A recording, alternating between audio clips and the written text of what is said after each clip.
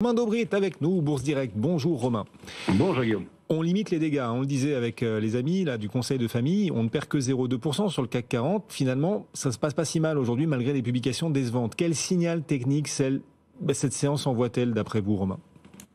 On a quand même un peu de fébrilité enregistrée sur les grands indices depuis quelques heures, mais avec des configurations et des enjeux un peu différents. Si on regarde du côté des marchés américains, on évolue sur des plus hauts historiques, on entame la saison des publications, il est normal qu'il y ait un peu de prise de bénéfices, mais on constate quand même que la journée d'hier s'est faite avec des volumes plus lourds dans des mouvements de baisse et on a enregistré graphiquement ce qu'on appelle des avalements baissiers sur les trois grands indices majeurs américains qui sont des signes de pause au moins dans la tendance. Mais c'est assez légitime et eux peuvent se le permettre puisque d'enregistrer 3 à 6% de baisse, ça ne remettrait pas du tout en cause la tendance. En Europe, c'est un peu différent. On a un DAX qui évolue avec 16% de hausse depuis le début de l'année, qui ne donne pas de signe de faiblesse, qui est toujours positif même aujourd'hui. En revanche, sur l'indice parisien, on a tenté par 5 fois depuis la fin du mois d'août de réactiver une dynamique haussière. Et on le dit depuis quelques temps, on n'a aucun intérêt, pas de momentum. On ne recrée pas de force dans ces mouvements. Et on voit qu'on a gommé tout ce qu'on avait essayé de reconstruire depuis quelques temps et on repasse sous des niveaux d'alerte. Donc, on a des choses un peu plus préoccupantes sur l'indice parisien.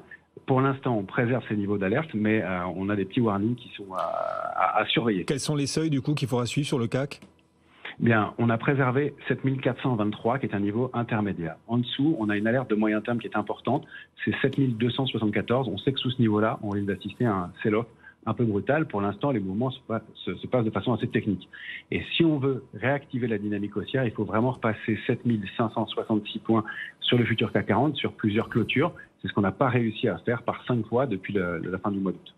Antoine. On a FH aussi à regarder. Visiblement, on arrive à un point technique très très important. Oui, effectivement, il y a des points d'inquiétude sur les marchés parisiens, mais il y a des choses assez propres. Et FH fait partie de ces belles configurations. C'est un titre qui évolue au sein d'un canal haussier depuis 2021, donc une configuration assez harmonieuse graphiquement.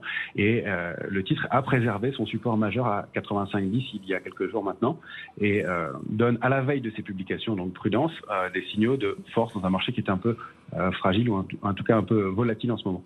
Donc il faudrait repasser 91,30 sur le titre pour réactiver franchement la dynamique haussière et aller chercher des extensions proches de ces tops historiques autour d'une résistance qui est positionnée à 104,20. Eiffage, attention donc, sous 85,10. Oui, votre radar technique qui vous indique Eiffage à surveiller particulièrement, c'est Romain Daubry depuis Bourse Direct. Merci beaucoup Romain de nous avoir accompagnés. Merci.